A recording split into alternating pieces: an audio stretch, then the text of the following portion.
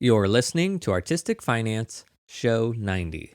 On today's show, I chat with lighting designer Lap Chi Chu. His lighting designs have won him Obie, Lucille Lortel, and Ovation Awards. He has also received a Career Achievement in Lighting Design Award from the LA Drama Critics Circle. We discuss Lap's finances as a freelance lighting designer turned professor. We discuss taxes, student loans, getting an accountant, incorporating as a freelancer, combining finances during marriage, and Lap's most lucrative job. If you're a first-time listener, thank you for checking out the show. It's completely free, but I do request a fee for listening, and that fee is to tell somebody about the show. I've never run an ad for Artistic Finance, and the number one way people have heard about the show is from someone mentioning it. I do ask for you to tell somebody about the show, though certainly no obligation. Without further ado, let's get to the show.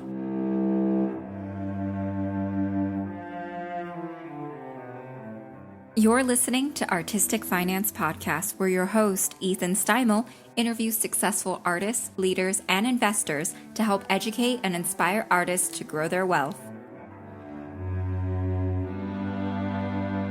Welcome and thank you for listening. I'm your host, Ethan Steimel, and today I welcome lighting designer Lap Chi Chu to the show. Welcome, Lap. Hi, good to be here. We're recording this January 26th, 2022. Omicron is going wild. The stock market sort of took a dip this week. And today in New York City, it's really, really cold. It's like 10 degrees. It's a chilly 60 degrees here in Los Angeles. All right. So that's where we are in time and space. So, Lap, we are going to get to know you and get to know how you have sustained your career financially. So first things first, can you tell us a bit about yourself? Yes, I'm a lighting designer, theatrical lighting designer specifically. I don't do too much of other types of lighting design. And that's really because I started teaching rather young. I would say 3-4 years out of grad school, I started teaching. And so that took away, because teaching takes up a full-time teaching takes that time up. I do basically those two things, teach and be a lighting designer. I live in Los Angeles now, mostly. I still spend a lot of time in New York. I started my career in New York. I went to NYU for grad school and started a career there. The first teaching opportunity was in Los Angeles. That's what brought me out there. They were very good about letting us keep a career. And that was important early on. I had never taught before. It was a new experience for me. I didn't know what I want to stay with it. It was something to try. And then, 21 years later, I'm still doing it. So, yeah. So I'm a bit of a resident of both cities. And when you said 4 years out of grad school, you started teaching, what age was that you were teaching? I just turned 30. Okay. And now I've figured out your age if you've been teaching for 21 years. Oh my God, wait a minute. Was I actually younger than that? Because I really was I 29? Oh no. Oh, it's an age. It's an age. I got there.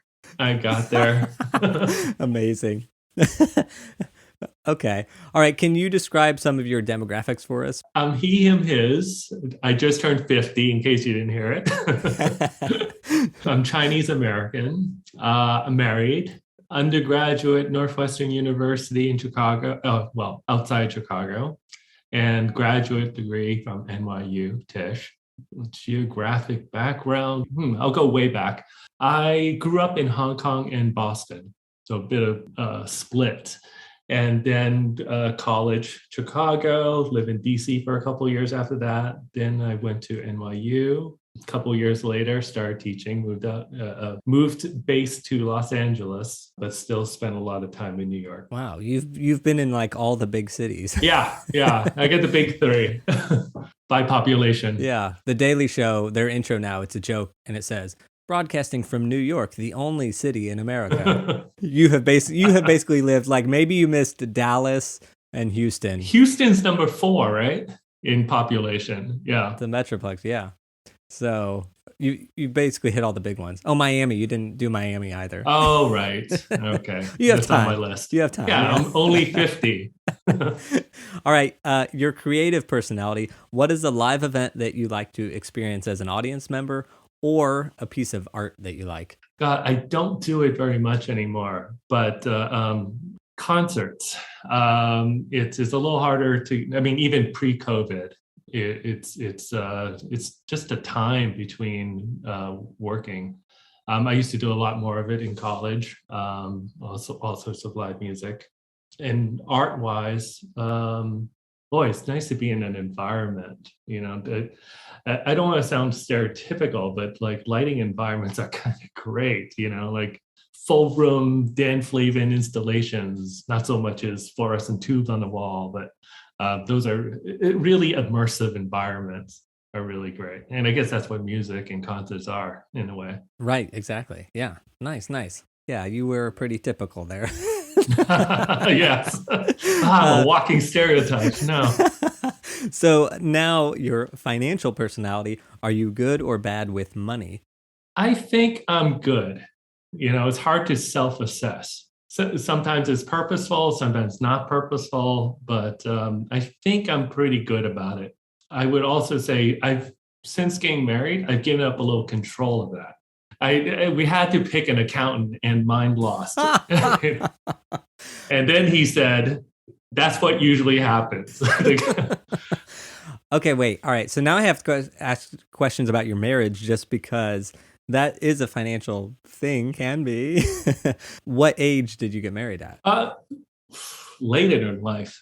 I was 45. So only 5 years ago, 6 years ago. Okay. So you were both fairly established in your, I guess, finances and stuff like that. Yes. You could have just kept your own accountants, I think.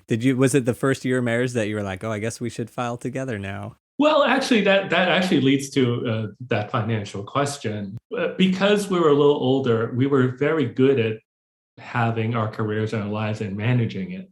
When the taxes changed in a way that I was not incorporated as a lighting designer for forever until now, but my wife was already incorporated.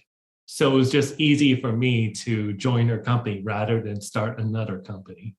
So yeah, that's the roundabout way of what giving up control, a little control means. It was just easier. And that's why her accountant won, because he was already dealing with that company. So I think a lot less about things I had to think. It was a bigger part of my life before. And that I think I got good at being a single person, lighting designer business for many years. And let's go way back. Like growing up, did you have good financial examples? Is that sort of where you learned it? I think so. I mean, I was thinking about this before doing the show. Is that at that time in the world where we got small allowances as a kid as a way to teach kids the value of money. So that must have had something to do with it. But also, I ended up in undergrad taking a lot of economics classes, partly because when I started college, I was a scientist, pre-med chemistry major type, and switched into theater. Basically, I wasn't interested in that the minute I got into college, and therefore went into theater, obviously. And my parents, of course, weren't thrilled about that. And the guy across the hall lived across the hall from me, was an econ major, and just took some econ classes, appeased the parents. But then I found it incredibly interesting. It wasn't finance, which I don't claim to be good at. It's economics as a social science, explaining why entities make the decisions that they do as economic choice. So it's really sociology. And so that's still fascinating to me. And oddly, it ties into theater for me. It's like I'm just really interested in why a character or groups or anybody makes the choices they do at that moment, dramaturgically. So I end up with a lot of econ, but not finance. So I think there's some terminologies and skills that translate, crossover. So I might be above average in terms of dealing with some of this stuff, without ever taking a finance class, That's incredible. And I also love that you differentiated, finance versus economics. Because I had an economist, Steve Keen, on the show, and it was all fascinating. And he says, yeah, I predicted my big thing is that I predicted the Australian housing bubble back 30 years ago. But the bubble's still going on. It didn't help me financially that I predicted it, and I still bought a home or whatever. Yeah, yeah. It's funny. Like you still have to live your life, and regardless of what the economist said, there were still people at the end of the tunnel. With all these bubbles and not bubbles. COVID was terrible, and the financial crisis of 2008 was terrible, but we all just lived our lives through it. Yeah.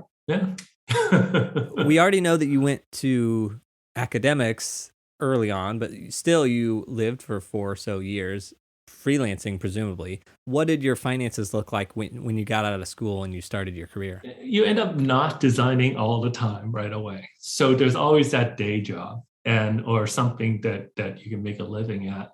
And fortunately, I was very good at Photoshop, where there were fewer people that were good at it at the time. So I did a lot of computer graphics or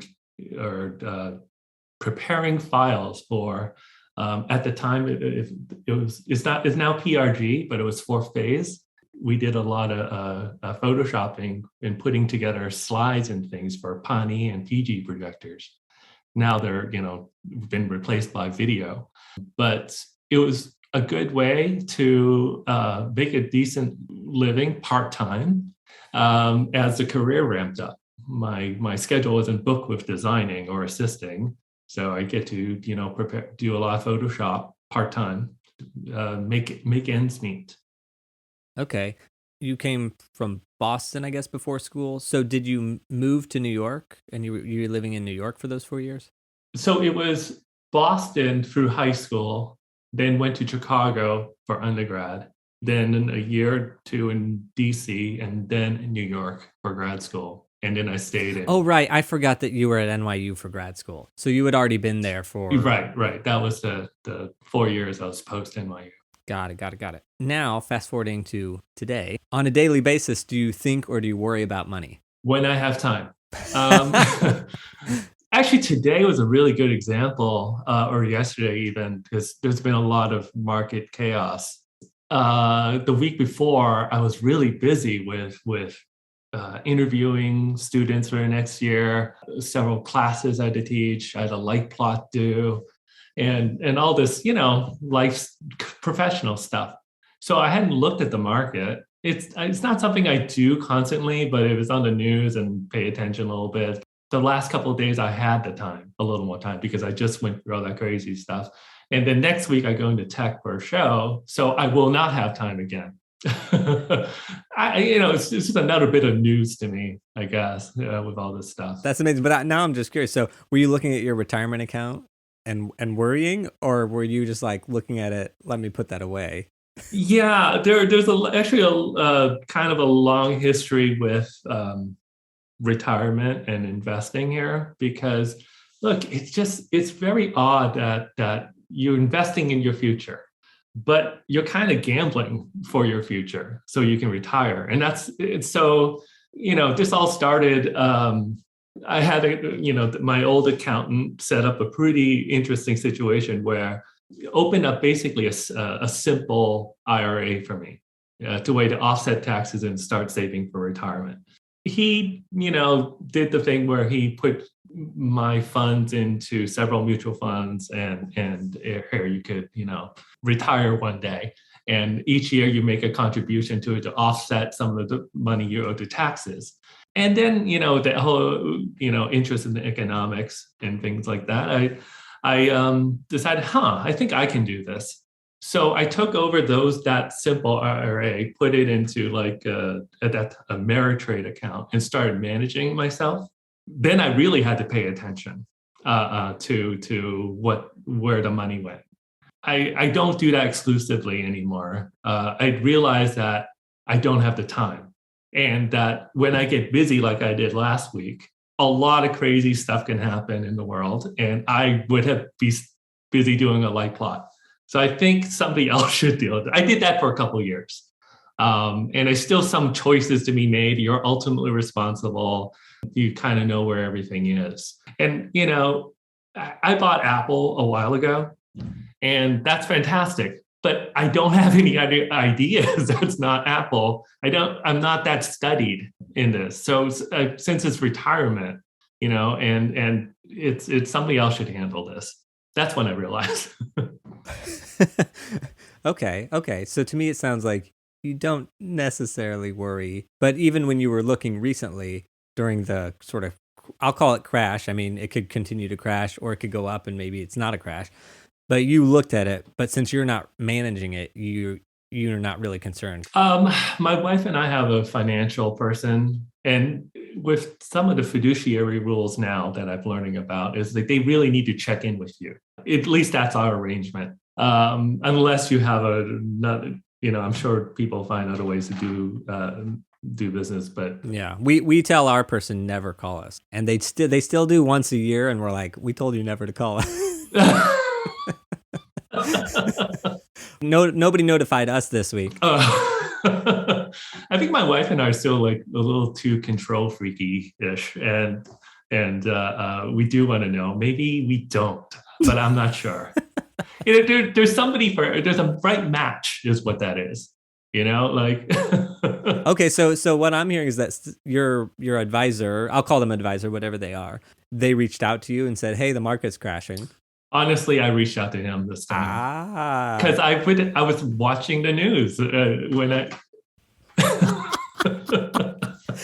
See, it's not a predictable. It's nothing like that's why you have somebody else in charge in some ways. At least that works in our lives. Like we do the kind of thing where we can get crazy busy, and then, but I actually what I did was I beat him to the phone. Is basically what happened.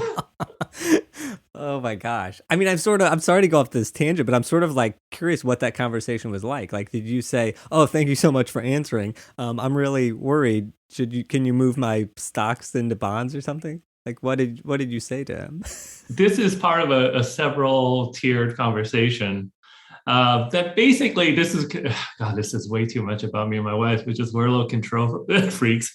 Is that some time ago? I mean, things had been going down for a while. So there was a conversation about like, should we put something more in cash, basically, and wait for another buying opportunity to get in somewhere. And so this call was just like, should we get in now? Or put some of that back to work, I should say. I was thinking you were worried, but really you were more like, what decision should we make? Yeah. Things go up and down, up and down, up and down. It's sociology. Why do panics happen? There's still people at the end of the day. And that's fascinating to me, as a social science. But then it translates to like things you could do now or what your retirement looks like. Yeah. Okay. All right. That was good. And also we're going to talk about Simple Plan because you mentioned a Simple Plan, but I'll ask that later. But okay. So now today, do you have any debts? Mortgage on the house. I really try not to have debt. Before coming on the show, I was actually thinking about that because the decision to go to grad school was a little bit about debt. Can I handle this? It is a different ballgame now with what tuitions are. Hyper aware of that, being a teacher at a university. Understand I was taking on debt going to a career, and also how can I get rid of this debt? And I did ultimately. And then I remembered, like, I did take on another debt out of undergrad, which was to buy a computer. And when I finished undergrad, educational discounts are nothing right now. It's a drop in the bucket. You get $100 or $200 off a computer. Back then, it was like a third. So early on, I left that school and took a loan out for a big computer.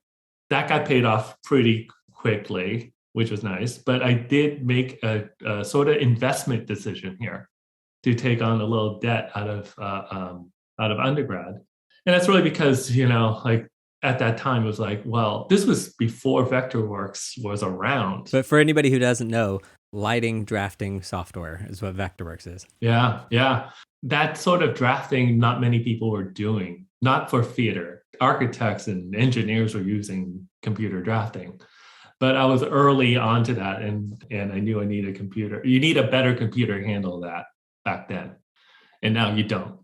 So that was consciously investment that I took a little debt on, and that was paid off before I got to grad school. That was taking the next step of debt, which is paid off now, but it's sort of very measured in terms of what I was taking on. I actually want to ask more about student loans. So did you take loans out for undergrad and grad and your computer? Not for undergrad, and a little bit for grad. And a little bit being like less than $10,000? It was more than that. It was basically living expense in New York for those couple of years. Okay, I gotcha. How long did it take you to pay that off? I could have done it faster, but I didn't think that much about it, because what happened was you get your number when this is how much you owe starting however many months after you graduate. And then you had this option to, make that number lower, but you stretch out the time. So I did do that. It was so manageable that the number was that small. But if you really look at it like anything else, it's like, oh, that's a lot of friggin' interest.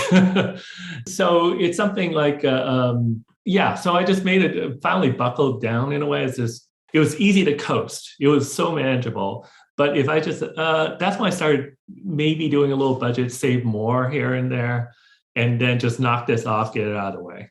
It was too manageable. The number was like so, too low, but you really have to look at the time horizon of this loan.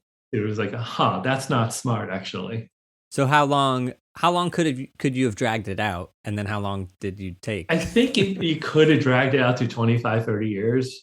It was just making a decision. It didn't take very long once I decided that this is dumb. That going to start teaching. Okay, so like 5 years later, you're like, let's get rid of this. I don't remember exactly, but it was sort of like a moment. It's just like, that's so dumb. Why did I do that? I can take care of this. So I did. Though to be fair, there's this whole argument of good debt versus bad debt. Yes. Mm-hmm. That situation, in a way, it's like, well, you could continue to pay it off over 25 years, and some people would call that a good decision. Or you could do it, you didn't pay it off sooner and not pay all that interest, and some people would call that a good decision. Have you used a budget? Because you mentioned like you maybe started to budget a little less so you could pay off that loan. Have you budgeted throughout your life? No, just when I made that decision to pay off that student loan. Yeah, just to do it. Give myself, this will only take, X number of months or years to get to that point. So why not do it? That's we had a guy named Bob Bonio on. Oh yeah, Bob. He was saying if it's measurable, then we can take action on it. So if you're not measuring it, so I think making that decision to say, oh, look at this, I can see what I can do to, pay it off sooner or accomplish it. Then you can sort of make the decision instead of just coasting, which is an option. Yeah. But yeah. Whatever fits your life. Looking back at everything, understanding you're still mid-career, what is the best financial thing that you've ever done that maybe you could advise other people to do? You use the word, measure, it's like put a number on it, put a timeline and really look at something. You look at some of these loans, it's like it's heavy on the interest first. You have to measure that. Like maybe that buys me time, and that's fine. That's what I can do. You just have to quantify it. At least that's how my mind works. Like my number for paying back student loan was a low impact every month, but it was not smart. And I realized that when I really took a look and measured it. And one step at a time there. In your work, so we know you teach lighting, but you also work in theater on top of that. How do you find those jobs? It's word of mouth now. It's just because, like you said, mid-career. Early on, it was, meeting a lot of people. When I first took the teaching job in Los Angeles, I didn't know anybody in Los Angeles. And so it was knocking on those doors. And in the West Coast, it's like up and down the coast, really. Things are a little more spread out here. You get 1 or 2 hits out of like the 10 places you go, and then your work starts getting seen, and then it just building the client base from there. in this new market. I already had something in New York, in terms of regularity. So I just kept going back, and I still do. But the longer I'm away, the I guess I disappear a little longer from New York. And then sometimes I'll have a lot in New York, and it looks like really, really, really looks like I'm in New York all the time. But they're very easy places to get to. Going from major city to major city, it's just like hopping a big flying bus. There's so many of them to catch. Yeah, we've established you only you only exist in big cities. I need an airport. Lap Chi Chu, only big cities, only big airports. Oh, There's like some really small theater in like 3 hours from an airport, like up a mountain, that's now like listening to this and being like, we'll never have Lap Chi Chu come to design our lights. those places are so great. There's some, so it's not, we're making a joke out of the big cities, but it's big cities during the school year. All right, fair. So all the people in the mountains can get Lap. When it's not the school year, he will come. Oh my God. All right. So you finished grad school in New York. How did you find your first job, your very first job you had? It's a network effect, people that I met in grad school, and then expanded from there. What's very true is that you have a connection with the people you went to school with because you are in the same trenches. But after a couple of years, it really doesn't matter. I don't work with that many people from NYU anymore. It's much more open. It always makes me cringe a little bit when people talk about this school's mafia or that school's mafia. The only thing really true about it is like you were stuck in the same place for 3 years for a graduate student. So you have a bond. You're going to create other bonds. All right. So what was your last theater job? I didn't think this was a hard question. This wasn't meant to be hard. I did 2 shows in New York, Morning Sun and Manhattan Theater Club, and Kimberly Akimbo at Atlantic Theater Company in the fall. About to go into tech in Los Angeles at the Geffen Playhouse. Dates and things got moved around all over the place, which sort of made me a whole bunch of things land on top of each other, like we all have things landing on top of each other right now. Okay, so what's the show that's going to the Geffen that you're about to start tech for? Yeah, it's called Power of Sale. Bryan Cranston, Amy Brenneman are in it. The Geffen has really taken extraordinary steps getting this thing off the ground in terms of protocols and keeping everybody safe. But they're going forward. I have other shows that moved to a whole other season and just waited out, but they're going forward. I'm really asking about that show to ask this question, which is, how did you get that job? They called. I don't know. Yeah, all right. Yeah, I don't know anymore. It's you become a known quantity. I've done a lot of shows at the Geffen, but it's my first time with this director who's amazing, Wayme. But yeah, I think it just being out there just begets others. Looking back at all your, I'll say non-school, your non-academic jobs, which one has been the most financially lucrative? When you say non-school, that really makes a difference. I guess if we throw that in, then you can. That's a factor. It's consistency that makes school lucrative. Is a strong word, It's consistency. I couldn't tell you once you threw that qualifier in. It's. I'll use an example. I read the script. I really, really liked it. Loved it. And thought I had to do the show.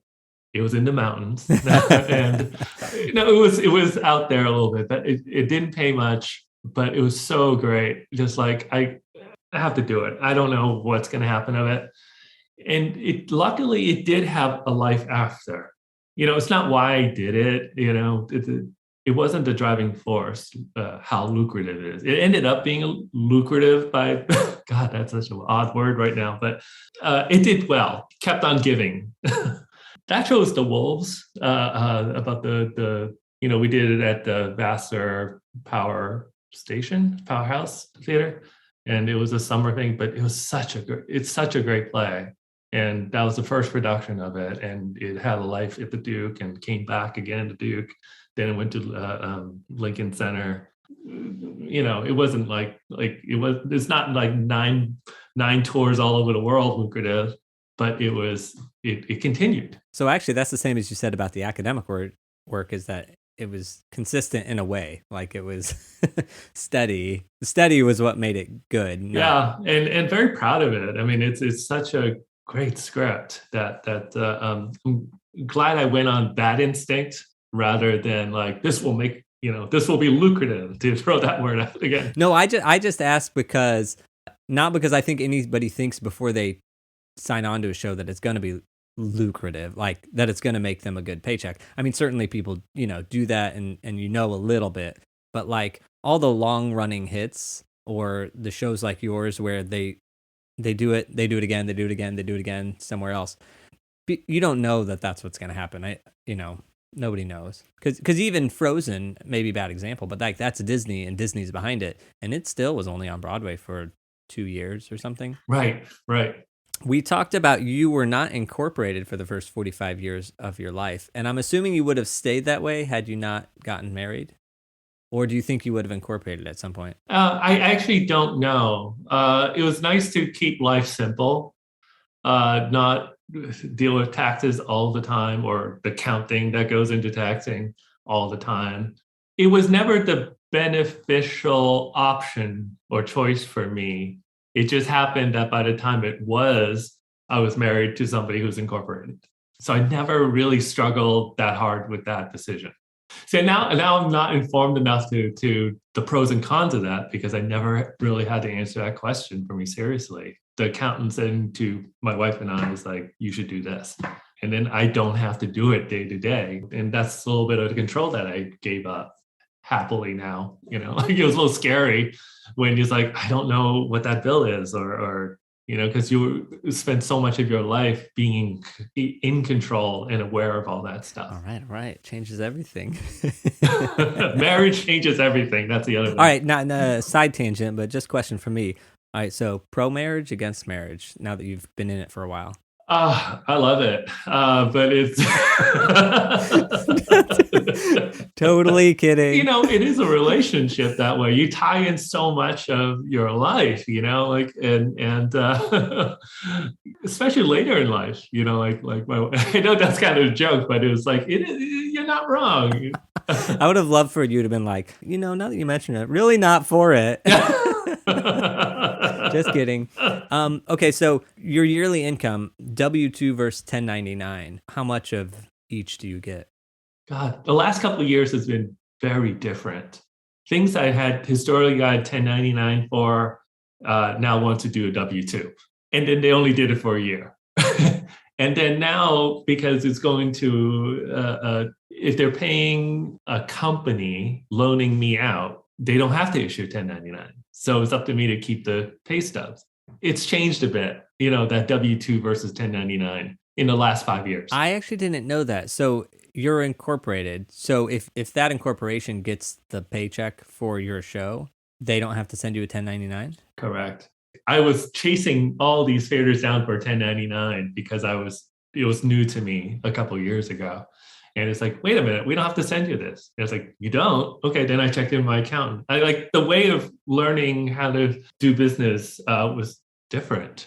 I don't get 1099s anymore for what had been 1099 jobs. Wow, this is mind-blowing to me. I didn't know about this. I hope that's correct, but I just kind of do what the accountant tells you to do now. No. I think you're correct. I've never incorporated, so I don't know. I've never gotten a paycheck that way, so I've never had anybody do that. Wow. Okay. So it's up to you to keep track of and report your income. Yeah.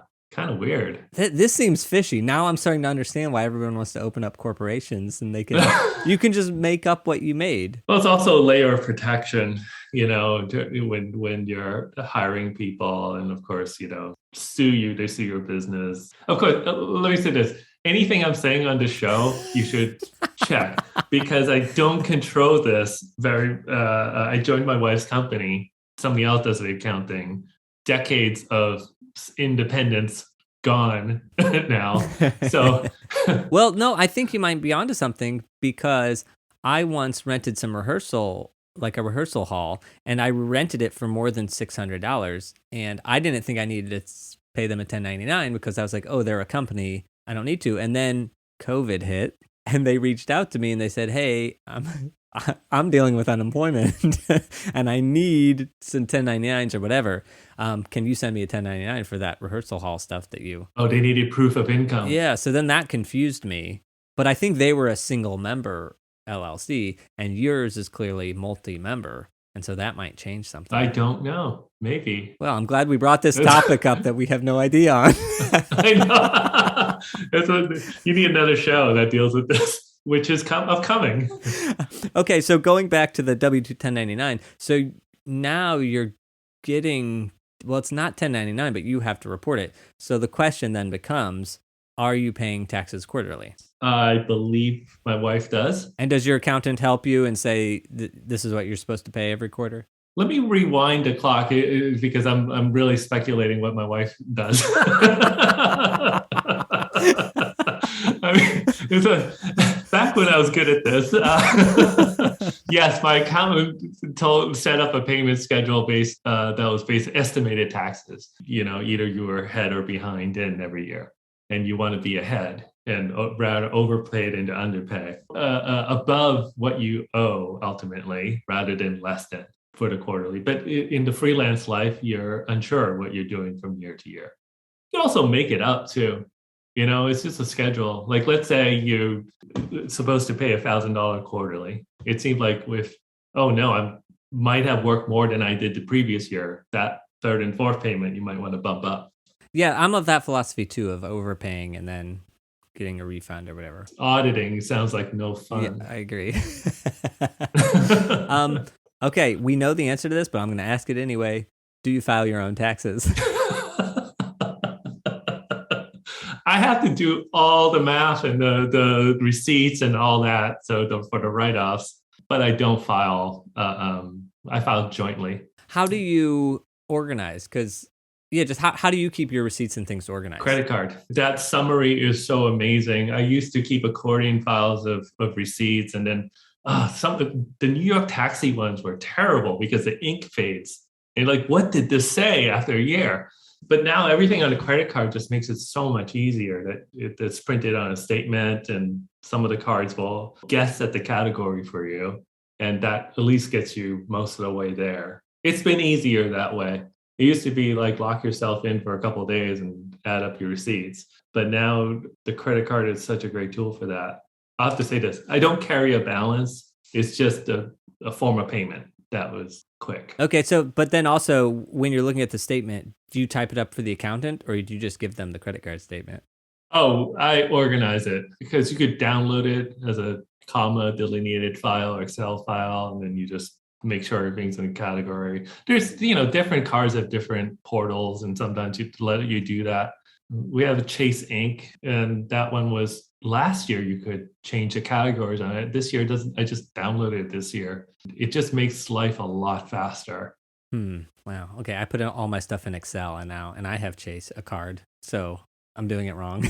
Oh no, that's it's. You still can see and organize and not deal with paper. It's just do it in Excel, and it's so much easier now. Okay, so all right, my favorite part of the show now. Settle in, everyone. Do you have a retirement plan? And if so, what does it look like? What are all the parts? Oh my God. Okay, IRA. Yes, the Simple IRA set up for me by my accountant, my former accountant. One of the best things I ever did was get an accountant. That first year out of school, I remember doing my taxes and it was wrong and I owed a lot of money. But luckily, I took a stab at it because earlier that year, Susan Hilferty, who's the new chair of NYU at the time, she's retiring now, thought it was a great idea to introduce all the students to an accountant. And so we got the rundown of like all the different things you could do and what it entails. Took a lot of notes. I still did the taxes wrong and owed a whole lot of money after that. So I said, okay, somebody else should do this. So I called him and he did them. And well, one of the things he did was set up this IRA, and it parsed it down into very simple terms. Like you could pay like X amount in taxes completely, or you could contribute this much to your retirement and pay a lot less in taxes. So it got very parsed down, and that was one of the greatest things to do. But that's how I started out this simple IRA, because I had this accountant who specializes in people in the arts. Yeah, so that's how I still have a simple IRA to this day. I think you're the first person that's ever actually had a simple IRA. Oh, interesting. Why aren't more people doing this? Well, SEP IRAs, maybe that's the sort of easier version. Oh, okay. People do that. Yeah, I don't know what the breaking point to a simple or SEP, when's wiser and what's better option. All right. 401k. Do you have a 401k? I have a 403b because my jobs were from teaching. And that's the education version of a 401k. Same idea. Fantastic. And I assume you started that right when you started teaching, and you've been putting in ever since? Yeah. And in this case, you make your contribution. And in this case, the school had a matching contribution up to a certain amount. So I thought it was silly not to do it because you'll be giving up that matching contribution. Yeah. Pension. We have one for USA, right? Yeah. No, I hope. No, you do. We do, but also my new teaching job has a pension that haven't been there long enough to be vested, and that I know that's 5 years before I'm vested. I'm now at UCLA, which I've only been at for a year and a half so far. So I think it's 5 years to vest. And is that on top of a 403b? 403b was a carryover from the previous teaching job. So your simple IRA and your 403b, are those just sitting there like whatever's in them is growing, and now you're focusing on the pension? The simple is still contributed to. The 403b is just decisions that doesn't grow. The pension, there's nothing to do. You have no choice, which is nice. New thing I'm asking about that I never really thought about before: life insurance. Do you have life insurance? I don't, which is very strange because my dad was a life insurance salesman. I don't know what the pros and cons of it now. It must be very different. I'm not sure. Okay, so aside from your retirement plans, all those accounts, do you do any investing? I still have some stocks. Right now, it's pretty dormant because just the time thing. Just don't have the time for it to not get absolutely destroyed if I'm not looking at the news that day or something. So I think I'm understanding what kind of time and intention I actually have and still do my job. It's just something I leave alone. Yeah, there's an account, but it's pretty dormant. And then you mentioned you have a house. I sort of count that as an investment, whether that's right or wrong. Real estate scares me. Yeah. It's a place where you live. That's yeah. It could end up being an investment, but Okay, and then new question that I'm asking these days: do you give to charity, and if so, how? Yeah, that end of year, my wife and I discussed with our accountant where to go with some of that. General financial advice for anybody that's sort of starting their career now. Maybe they want to be a lighting designer and they're just getting out of school and they're ready to go. Is there any sort of financial advice that you wish you had known when you started out? Do what you like. I mean, people said this to me when I got out of school. It's like, if you're good, you work. Picking something you're good at and just doing it and loving it, people take notice of that. It's kind of win-win in that, you love spending time and doing it, and that begets work. I certainly grew up with a situation where, my parents wish I was a doctor and I'm not. So it was that sort of tipping point for me. It's just like, why am I doing this? Can I do this? Is this a career? Is this a hobby? Those were the pressures on me at the time. That sort of saying or advice helped me. Is there any sort of book or resource that has helped you with the financial part of your career that you can recommend? My wife's accountant.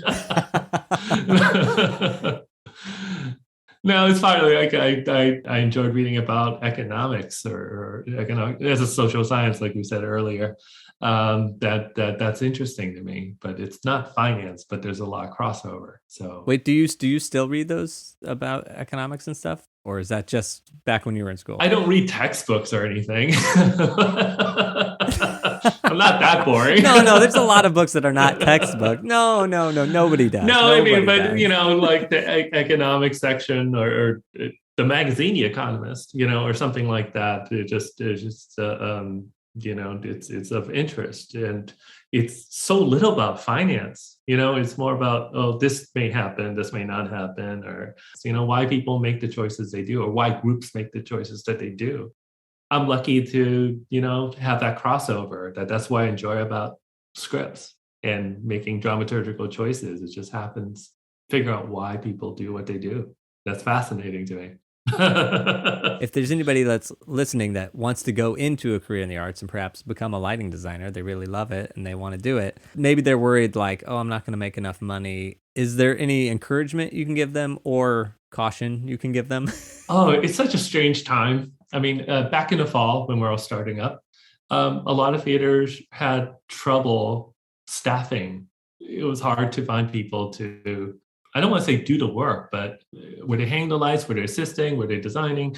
The opportunities may be different. I don't think I could honestly answer that question. It might have been a different, pre-pandemic. A lot of things are being figured out still, even like if a theater wants to open or makes sense for them to. And that's hard. That's really hard. I don't think I can make a valid statement right now. I hear run away, don't do it. Kidding. Any other thoughts you can think of before we wrap this up? Keep it up. I love what you're doing here. Yeah, it's so important to be talking about this stuff, and yeah, it's an honor to be here. Well, thank you, Lap, and it's truly an honor. And by the way, I actually feel like I should say this is that I saw in Dallas in 2012, I saw Cabaret that you lit. I actually saw it twice because I like the show so much. I have seen firsthand your incredibly talented designs. Oh, thank you. And, enjoy what you do. All right. Lap, before I let you go, last question here.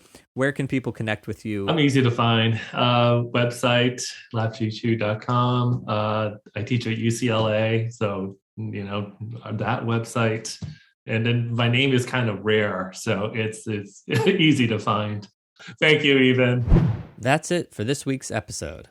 My takeaways are: get an accountant.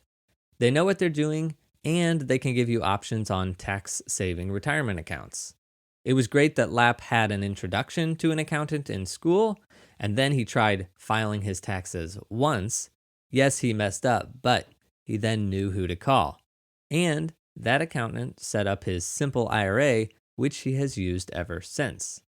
We're on episode 90, and maybe 2 people have filed their own taxes, and those weren't designers. Saying that just to say, get an accountant. All right, debt and student loans. Do you have any debt? If so, is it small and on autopilot? Even if it is, consider reviewing it to see if you can eliminate it and just get it off your plate. And specifically, look at the interest. Maybe it makes sense to pay off slowly, but maybe it would be just as easy to eliminate it sooner. If you find something you like, do it. Work begets work. So if you do a good job, more work will come your way. Lucrative may be the wrong word for design work, but I did pick up on Lap's mention that the academic job's consistent paycheck was what made teaching financially beneficial. And the same for The Wolves. It wasn't that the paycheck was big, it was that the show was done many times in many different places. And the final takeaway is that Lap didn't incorporate until 20 years into his career. And if he hadn't gotten married, he may have never incorporated. Just pointing that out because he was able to itemize, hire assistants, and set up a simple IRA as an individual without having to create a legal entity to design through. Did you enjoy today's chat with Lap? Did anything in particular stick out to you? Let me know by commenting on the LinkedIn post that I'll make for this episode, or email me at artisticfinancepodcast@gmail.com. A special thank you to my patrons, Patrons get early releases of the episodes on a private podcast feed, and they get additional content like last week's workbook. 25% of our Patreon income goes to other artists on and off of Patreon. Currently, we make monthly pledges to 25 other artists, and that is thanks to you, the patrons. If you want to become a patron, you can do that at patreon.com/artisticfinance. Levels start at $3 a month, and you can cancel anytime. If you aren't ready to join, you can always pay the fee for listening, which is, of course, to tell somebody about the show. Thank you in advance for doing that. And the last thing to mention as we head into March, are your retirement savings automated for the year?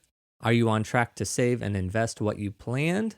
Make sure you know how much you want to save this year and check that you're on target to do so. There's nothing to it but to do it. That's it for today. Until next time, break a leg.